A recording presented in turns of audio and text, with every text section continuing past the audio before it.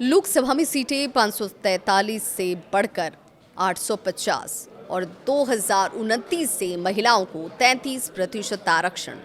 आखिर सरकार ने ऐसा क्या प्लान किया है, जानिए इस वीडियो में। नमस्कार, मैं हूं आपके साथ विभा उपाध्याय और आप देख रहे हैं न्यूज़ 18 बिहार झारखंड का डिजिटल प्लेटफॉर्म।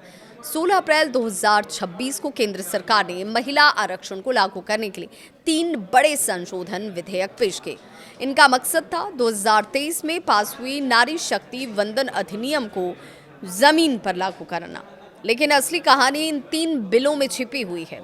अब एक एक करके उस बिल के बारे में जानिए।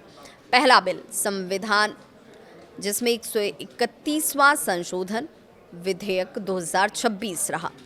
ये सबसे महत्वपूर्ण बिल है। इसमें संविधान के अनुच्छेद 81 में बदलाव का प्रस्ताव है। लोकसभा की सीटें 543 से बढ़ाकर 850 करने की तैयारी। इसका मतलब ये है कि राज्यों के लिए लगभग 815 सीटें, केंद्र शासित प्रदेशों के लिए 35 सीटें। बढ़ती आबादी को देखते हुए प्रतिनिधित्व बढ़ाने की कोशिश और सबसे बड़ी बात, इसी के जरिए 33% महिला आरक्षण को लागू करना। बिल जो दूसरे नंबर पर आया, जिसे पेश किया गया, वो था परिसीमन विधेयक 2026।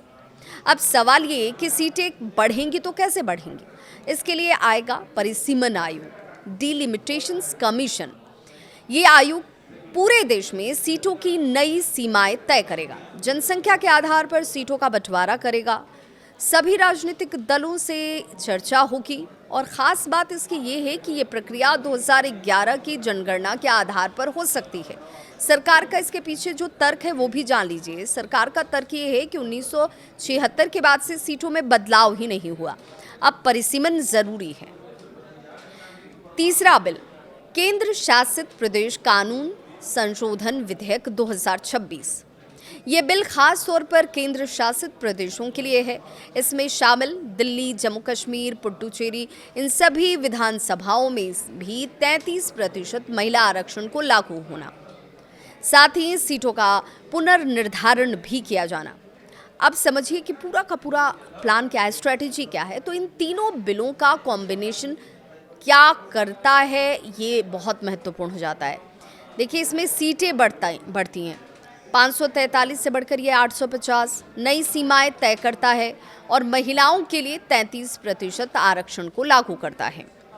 अब इसका टारगेट क्या है, लक्ष्य क्या है? तो 2029 चुनाव तक पूरी तरह से इसे लागू करना।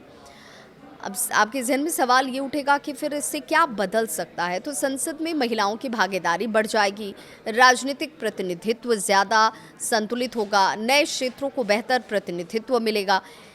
लेकिन कुछ सवाल इसके बावजूद भी उठ रहे हैं कि क्या परिसीमन राजनीतिक संतुलन बदल देगा? क्या 2011 जनगणना डेटा आज भी सही है? क्या सीट बढ़ाने से राजनीति और ज़्यादा जटिल हो जाएगी? ये सिर्फ एक आरक्षण वाला कानून नहीं है, ये भारत की राजनीति का एक पूरा तरीके से ढांचा बदलने की तैयारी है।